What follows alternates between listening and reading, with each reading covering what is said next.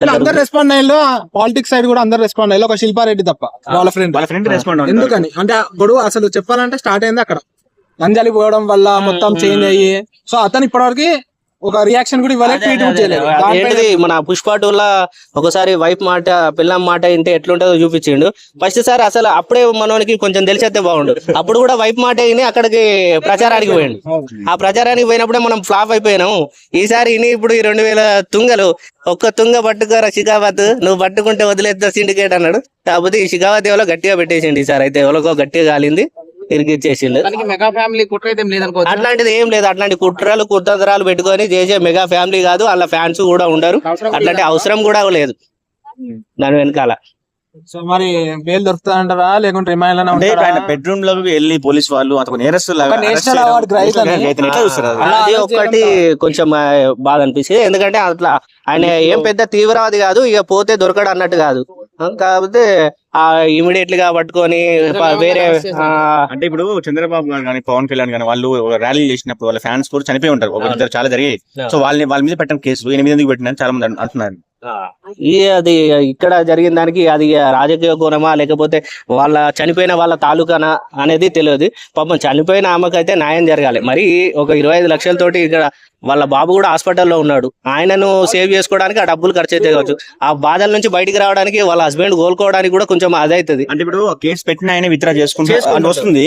అంటే ఈయన జైలుకి వచ్చినాక విత్డ్రా చేసుకుని ఎట్లా చూస్తారు? మీరు కావాలని జైలు కావాలని అల్లు అర్జున్ ఫ్యాన్స్ బెదిరించి మరి విత్డ్రా చేపిస్తున్నారా? మరి దాన్ని అట్లాంటిది ఏమి ఉండదు. పరువు నష్టం చేయాలని చెప్పేసి అట్లా చేశారంటారా? అదే అయి ఉంటుంది మేబీ. ఎందుకంటే ఇప్పుడు చట్టం ఎట్లుందంటే పాన్ ఇండియా స్టార్ అయినా పాన్ షాప్ ల క్యాండిడేట్ అయినా అందరిని ఒకే తీరుగానే చూసి చట్టం ఎవరికి చుట్టం కాదన్నట్టు తీసుకుని వెళ్తాం.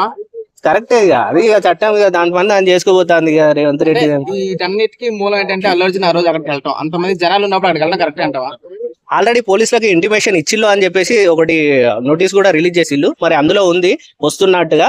తర్వాత మళ్ళీ చెప్పలేదు, మాకు అంత మంది వస్తారని తెలియదు, అది ఇది అని చెప్పేసి అన్నారు. అంటే గవర్నమెంట్ వైఫల్యం ఉంది, మా హీరో వైఫల్యం ఏం లేదని చెప్పేసి వాళ్ళ ఫ్యాన్స్ అంటున్నారు. 50-50.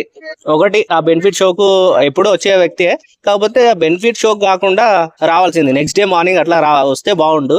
మళ్ళీ ఇంకొకటి వీళ్ళు కూడా ఫ్యామిలీ తోటి అంత క్రౌడ్ లా ఫస్ట్ డే కాబట్టి కొంచెం ఎవరికైనా ఇబ్బంది. నార్మల్ బాయ్స్ అసలు మంచి యంగ్ గట్టిగా ఉన్నవాడు అసలుంటిదే టికెట్లు ఆవేశపడిపోతూ ఉంటాడు, అది అయిపోతూ ఉంటాడు.